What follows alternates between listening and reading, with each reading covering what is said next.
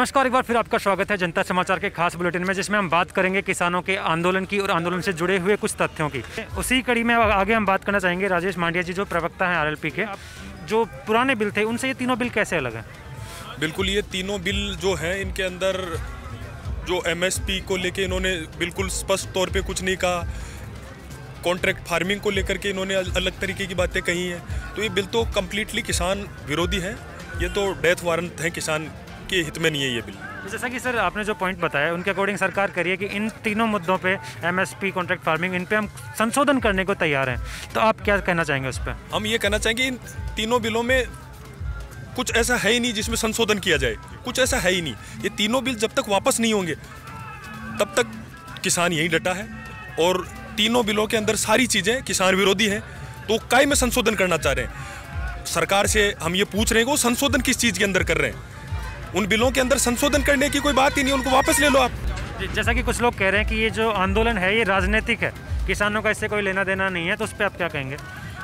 देखिए, जब से मोदी जी 2014 से इस देश के प्रधानमंत्री बने हैं तब से वो झूठ बोल रहे हैं, ड्रामेबाजी कर रहे हैं, नोटंकी कर रहे हैं, अच्छे अच्छे सूट पहन रहे हैं, विदेशों में घूम रहे हैं, कभी कॉमेडी यहाँ बिठा लेते हैं, कभी कबूतर यहाँ बिठा लेते हैं, कभी मोर नचा रहे हैं। तो वो तो उन्होंने तो एक इवेंट कंपनी सी खोल रखी है, उसके अंदर वो अभिनय कर रहे हैं, लोगों को झूठ बोल रहे हैं, गुमराह कर रहे हैं। इसके अलावा ऐसा कोई काम उन्होंने नहीं करा जो किसान और जवान के हित में हो। हाँ, उन्होंने 2-3 अच्छे काम करे। धारा 370 की बात आई, हमने पुरजोर समर्थन किया। आज जो हालात हैं देश के अंदर वो बहुत खराब हालात हैं। इसकी जिम्मेदार भारतीय जनता पार्टी है, मोदी सरकार है।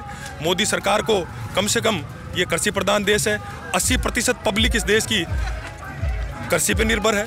किसान की सोचनी चाहिए, उनको विचार करना चाहिए इस बात को, और इन काले कानूनों को वापस लेने चाहिए।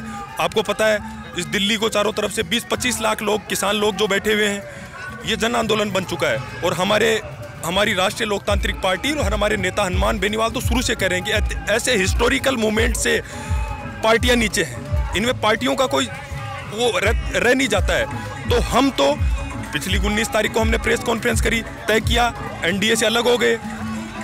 तीनों समितियों के जो मेंबर थे हमारे सांसद साहब, उनसे हम अलग हो गए।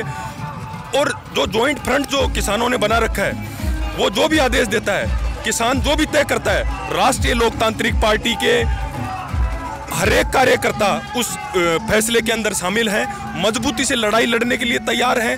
चाहे आज भी जैसे बात हुई कि बैरिकेडिंग तोड़ने के लिए सारी चीज़ें हुई, आगे से आदेश हुआ, जो लोग इस आंदोलन को लीड कर रहे हैं, भाई हमारी पार्टी तो इस आंदोलन को लीड कर नहीं रही। लोग 3 महीने से बैठे हैं, दिल्ली को 1 महीने से लोगों ने घेर रखा है। तो जो भी वो आदेश देते हैं, जो भी उनका फैसला होता है, उस फैसले के अंदर मजबूती से राष्ट्रीय लोकतांत्रिक पार्टी भागीदार रहेगी और मजबूती से किसान और जवान की लड़ाई लड़ने का काम हम यहाँ करेंगे। सर, जैसा कि हमने देखा कि शाहजहाँपुर बॉर्डर जो है, यहाँ पे किसान संगठन लोग कह रहे हैं कि इनके टुकड़ों में बट गया कुछ। यहाँ पे बहुत सारे मंच बन गए, कोई कहीं से लोगों को संबोधित कर रहा है, कोई दूसरे मंच से, कोई तीसरे मंच से। तो इन सब मंचों का कारण क्या है? ये अलग अलग मंच क्यों?